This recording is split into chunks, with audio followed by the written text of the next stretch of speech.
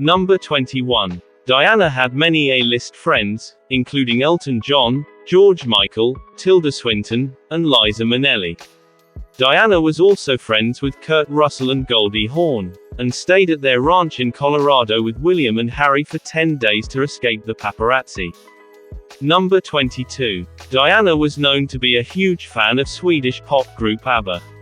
The Duchess of Cambridge and Prince William honored Diana in a subtle way by playing some of ABBA's music at their wedding party in 2011. Number 23. With cameras following her everywhere, Diana had to be careful of what was photographed. She used her small clutch bags as a guard for her cleavage, to make sure cameras didn't catch a glimpse down her top. Most photos of Diana getting out of a car to enter an event show her using her clutch as a shield. Designer Anya Hindmarch, who worked with Diana often, said, "We used to laugh when we designed what she called her cleavage bags, little satin clutches which she would cover her cleavage with when she stepped out of cars." Number 24. After Diana's messy public divorce caused a tabloid craze, she decided to record her thoughts on tape to tell her side of the story. She started documenting them in May 1991, and had a friend deliver them to British royal journalist Andrew Morton. The princess was talking about her unhappiness, her sense of betrayal, her suicide attempts, and two things I'd never previously heard of: an eating disorder called bulimia nervosa and a woman called Camilla, Morton said about the tapes. In 1992, Andrew Morton wrote Diana, her true story, in her own words based on the tapes he had received from Diana. The book was a bestseller, and forever changed the narrative about the princess. Number 25. Barry Manaki was with the police in the Royal Protection Squad before becoming Diana's bodyguard in 1985. After a year on her service, Manaki was transferred off of royal duties because of an unusually close relationship between the pair. In a tape from a therapy session, Diana said that she was deeply in love, and was quite happy to give all this up and to just go off and live with him. While she does not directly name Manaki, it is widely believed she was talking about him. Manaki died in a motorcycle crash in 1987, and there are many theories that his death was not an accident.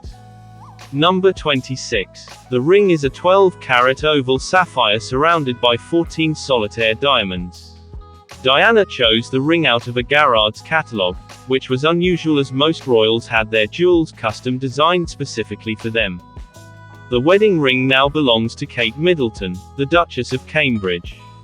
Prince William proposed to Kate with the ring in 2010 and viewed it as a perpetual symbol of his mother's presence.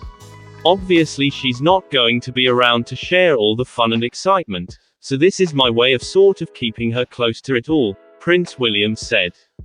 Number 27. Diana's title of Her Royal Highness was officially removed from her name after she divorced Prince Charles in 1996. But Queen Elizabeth II was not the one insisting, Charles was. Per the terms of the divorce, she is to give up her right to be Queen of England and to be called Her Royal Highness, the New York Times reported. Queen Elizabeth II was reported to have been ready to allow Diana to retain the honorific, but Prince Charles was said to be adamant that she give it up.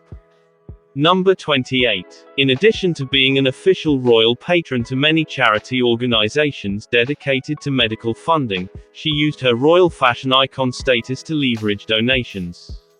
Just a few months before she passed away, Diana held a Christie's auction of 79 of her most iconic dresses to raise money for AIDS and cancer charities. One of the most well-known dresses sold was the Travolta dress, a velvet blue gown that Princess Diana wore at a gala at the White House, where she danced with John Travolta. Number 29. Diana called her eldest son William, Wombat, starting from the time he was just 2 years old. After a trip to Australia where they saw the cute native creature, Diana began lovingly referring to the young prince as Wombat. In a 2007 interview, Prince William said, "When we went to Australia with our parents, and the wombat, you know, that's the local animal. So I just basically got called that. Not because I look like a wombat. Or maybe I do.